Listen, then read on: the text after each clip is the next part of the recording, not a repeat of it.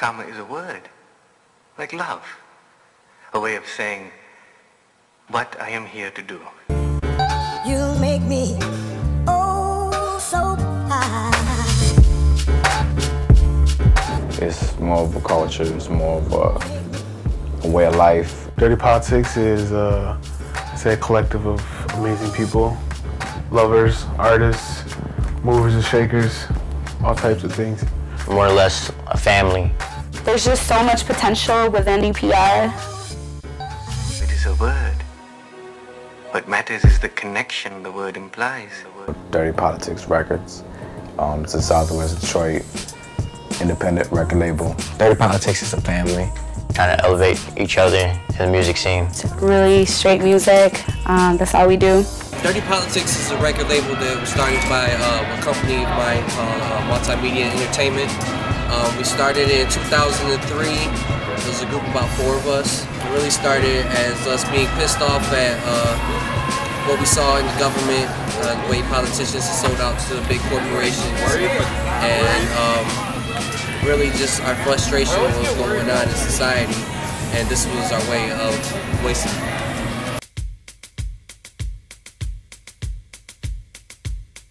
Because we kind of pull from things that are going on with the community and things like that. We're mostly about educating and, bringing the community together. Everyone who's in Dirty Politix is heavily involved with Detroit Hispanic Development Corporation, DHDC.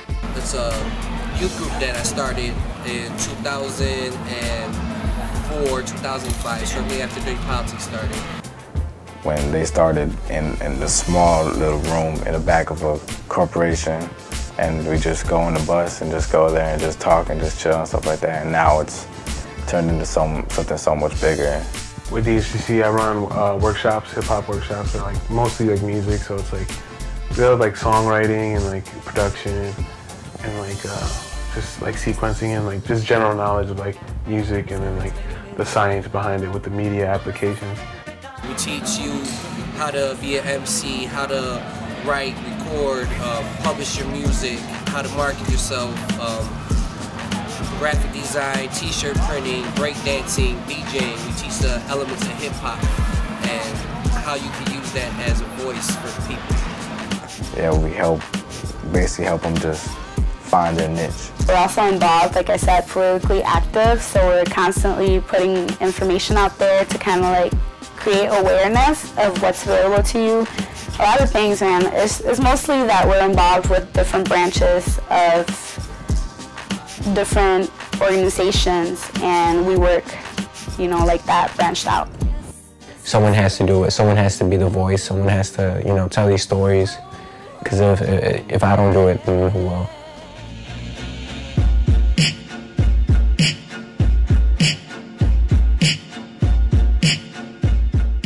I've always grown up around music. And just being from the hood and the love of hip-hop, even when I wasn't doing good for the community, I was just standing on the corner selling drugs or something like that, we were freestyling, we were listening to some type of music, we were doing something around music, so I always got that passion for it, and it will always be with me. Got involved in 07. At the time when I started making beats, I was making pause tapes, looping cassettes, and making sweet beats. So it's just all right, who's gonna rap to them? Because we had lightly freestyle, but it was whatever. I'm fuck it, I might as well rap to these beats. I got it, I'm listening to them all the time, why not? So that's why I never really took it seriously until a few years ago. I actually met Knox because I am part of Delta Tau Lambda Sorority Incorporated at Wayne State, and I was going to have our annual Salute to Latinas, actually the first time that we ever have it, and I met Knox during the summer, and I knew that he was into music, and I was looking for performers and poets and all that stuff, so I invited him to be part of it, and he agreed, and it's just been ever since. I got involved just by, hearing Knox and the rest of the crew when I was younger, hearing them growing up every once in a while. I started, developing, my own personal, booklet of, rhymes every once in a while, and eventually decided I wanted to take it more serious.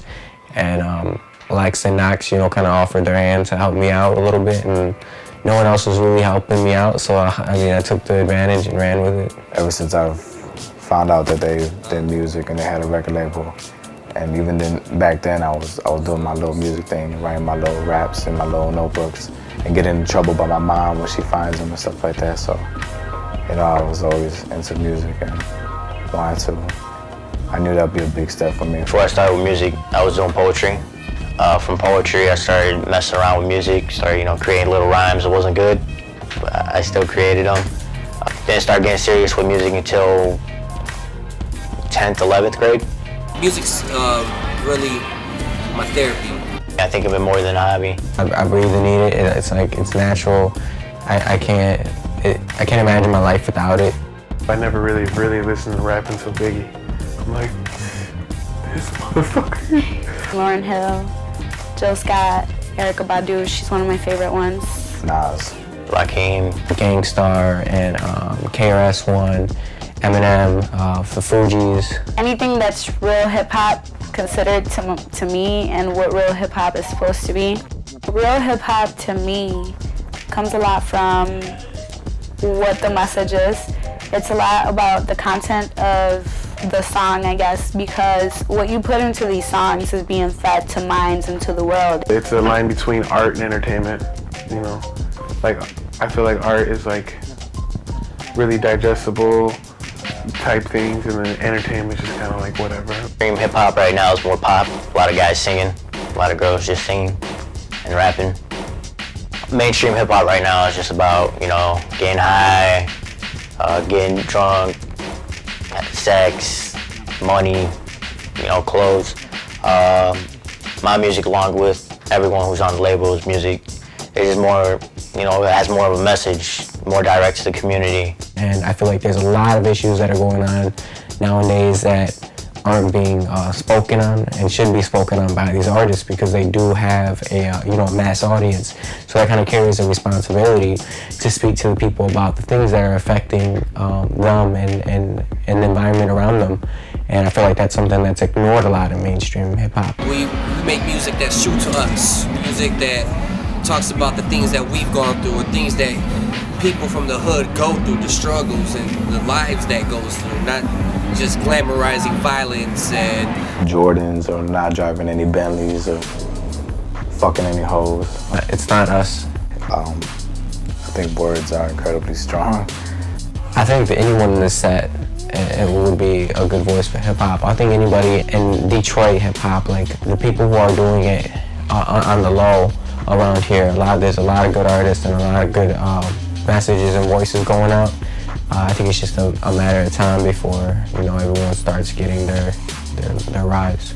by having a voice, I mean just something that is real, raw, original, the voice of people who are from the hood, from the streets, who grew up with nothing. There's a saying that words can move nations, so if I can move a whole nation with just one verse and one mic, I'll do it.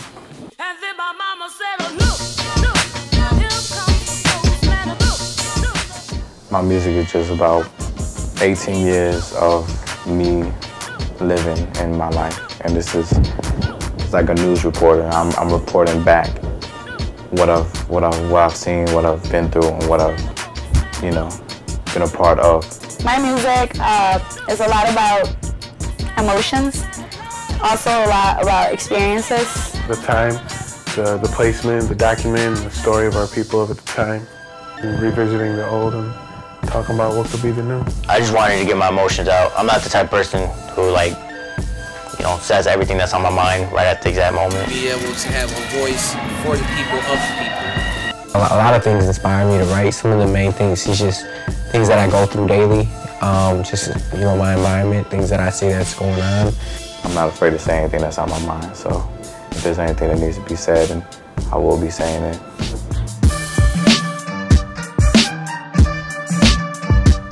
I do various things: graphic design, web design, video production, music production. I definitely will have some type of music always in my life, whether it's producing my own music or having a music studio for people to come produce music. And that's the way I make my money now. It's my profession. and that's something that I want to continue and let it grow. Music-wise, what I hope to achieve is just be able to touch people, just reach them with my music. My goal is to ultimately be the best artist that I can be. I want to explore my potential fully. So I just see myself, going somewhere with my crew and my family and making it, big and putting, Southwest Detroit, making his voice heard in ways that people can never, ever thought of.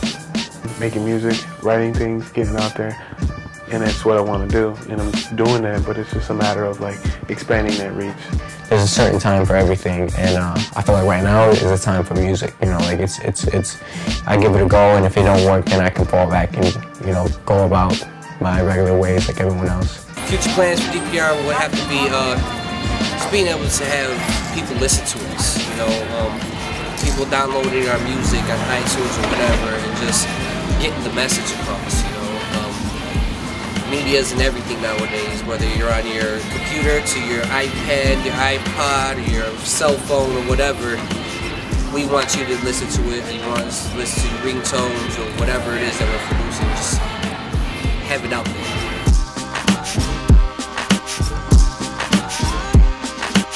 Emotionally, I just want to, if they're going through something, hopefully they can listen to one of my songs and be like, yeah, I can relate.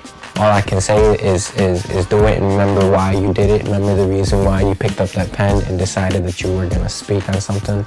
It's not just about rap, it's about the whole hip-hop culture. Be on the lookout because we are coming out and the summer belongs to us. Twitter, Facebook us. Stay beautiful, and the universe loves you. Peace.